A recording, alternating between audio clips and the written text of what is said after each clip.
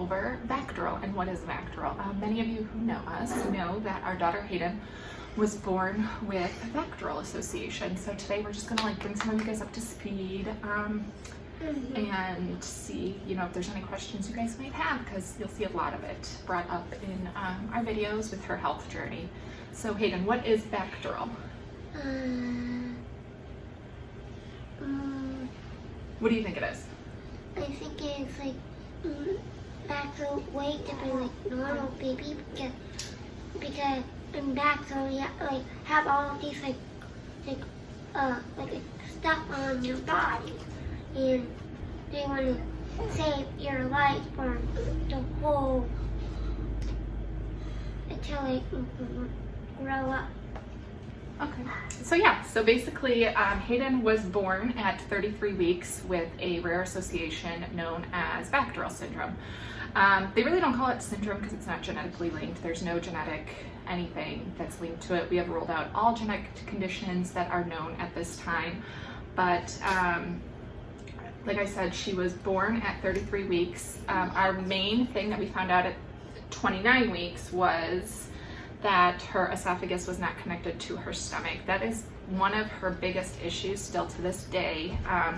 It was connected when she was about 6 months old, but so basically we'll like rewind and start from top to bottom with VACTERL. VACTERL, each letter stands for a birth anomaly. So the V is vertebral.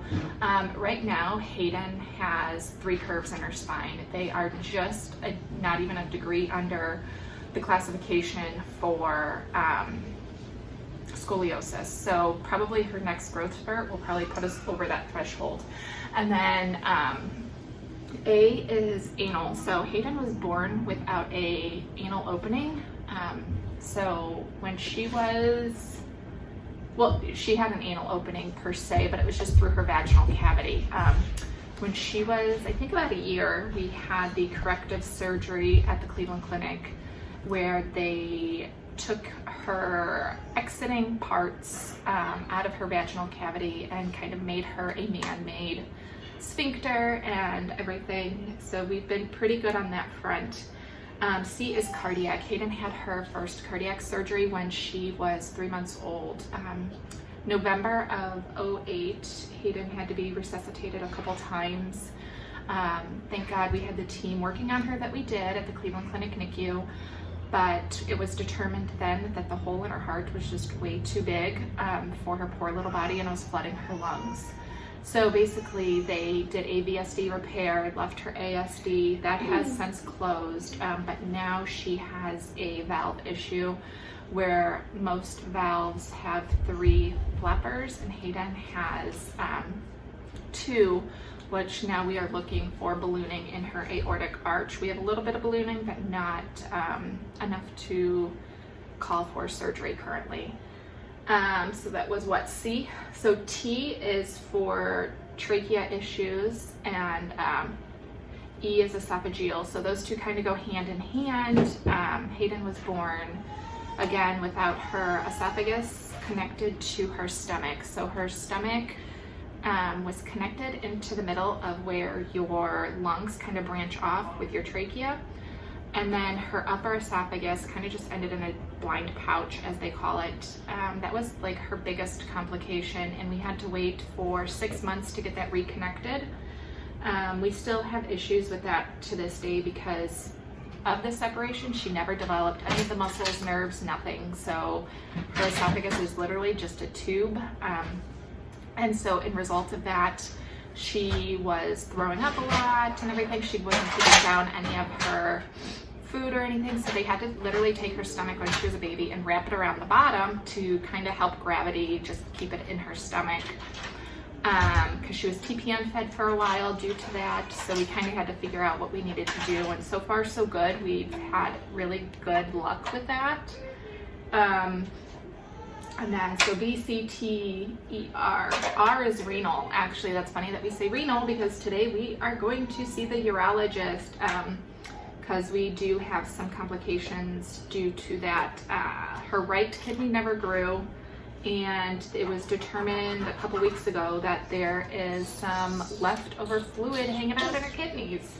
So we're gonna go check up on that today, see what they want us to do for that. And then our last but not least is our limb anomaly. Where's your limb anomaly? Do you know where that is? No. So Hayden was born without her ulna and radius on this hand, and she has 4 fingers. So that is her main limb anomaly, and you might see her cast. So she had thumb surgery recently, and then we've had some issues with that.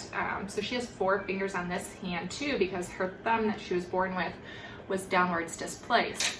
So basically, like, it wasn't doing anything. She couldn't operate it. So we literally made the choice to take it off, and then they moved her index finger over to where her thumb is, because her brain was already programmed that her index finger was kind of acting as her thumb.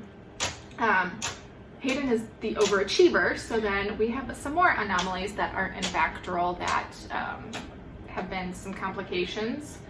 So Hayden was born without ears on either side. So that's her hearing aids. They're called Bahas. It's basically just a bone conduction, sends the vibrations to her inner ears.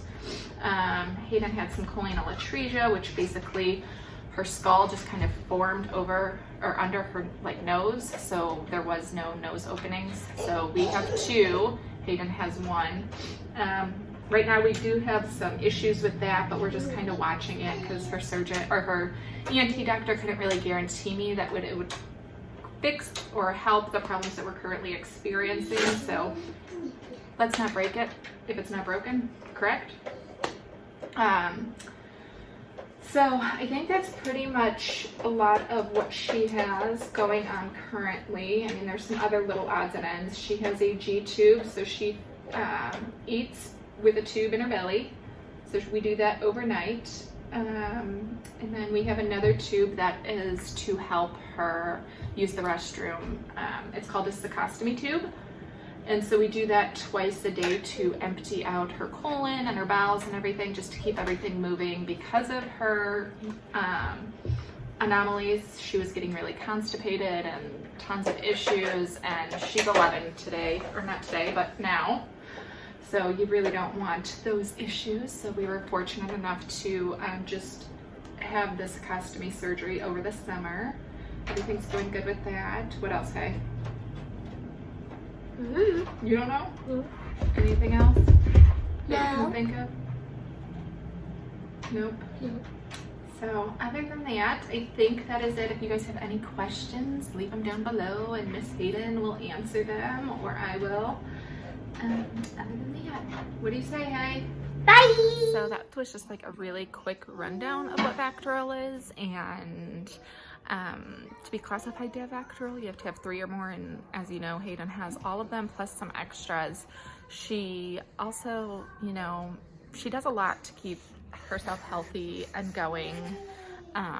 She has therapy up to like 6 times a week sometimes, if not more, depending on what surgery she's currently going through. Like right now, we're currently going through a hand surgery, and once we get out of the hard cast, she'll require an extra OT session each week. So that's a lot for her, and she handles it really well, and we're like really grateful for how awesome she is about it.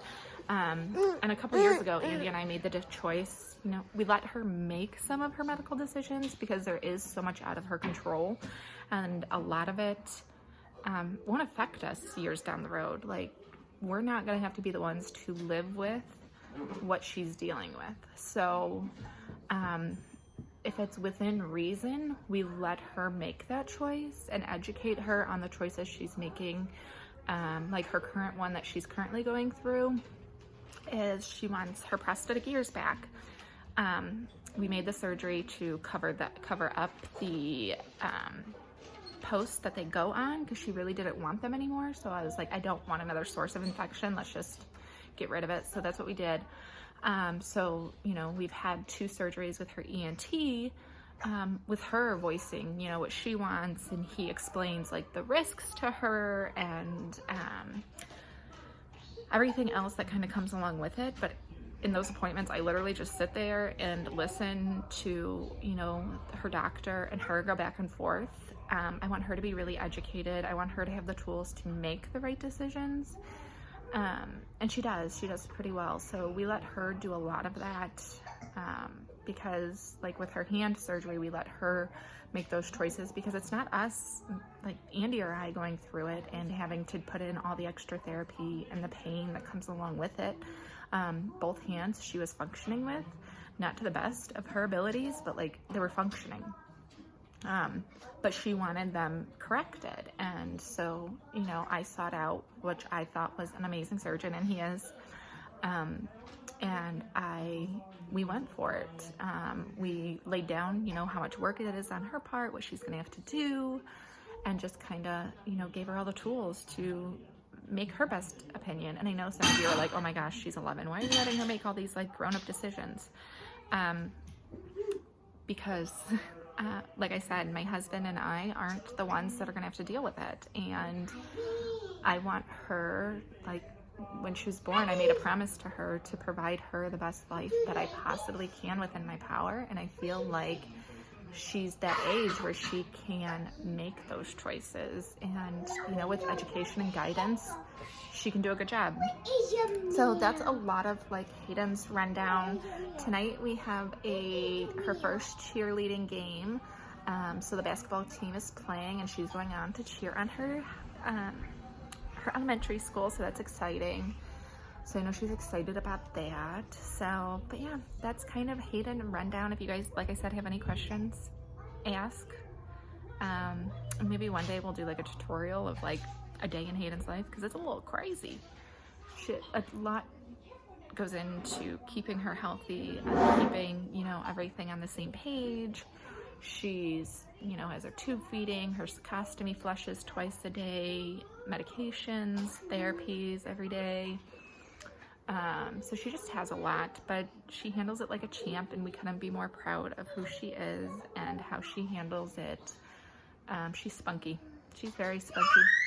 And from the moment she was born, they all said she was spunky, and she's kept that title. So yeah, so we will see you guys later. Bye.